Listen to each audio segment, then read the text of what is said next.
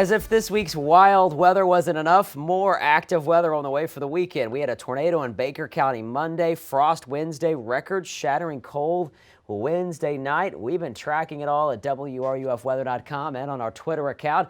And here we go again, our next storm, the southern variety this time. This is not an Arctic air mass from Canada.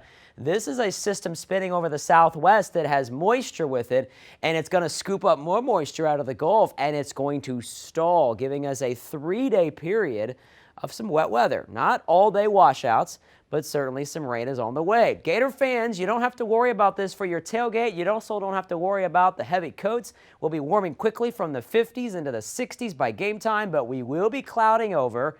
And you may want to throw a poncho in your bag or a backpack or maybe an umbrella for your post-game plans, because I think by the fourth quarter, and if not by then, shortly after the game, a few showers will be in the area. Nothing heavy, but we will have some wet weather. And then we have the potential for severe weather. So you're going to want to stay tuned for updates and check in with us. We've got a vigorous storm system developing here, and there's going to be quite the fight going on between the cold air to our north that's retreating, warm air that's marching in from the south. This red line is a warm front, and as it moves through, a complex of storms will develop along it and move through the panhandle. Now, there is model disagreement now on the direction of these storms, all right? Some of the models take them into southern Georgia with the warm front. Some of the models keep the warm front maybe more aligned like this, and the storms would follow that path into North Florida Saturday night. We're going to watch that closely for you. There is a low risk for severe weather.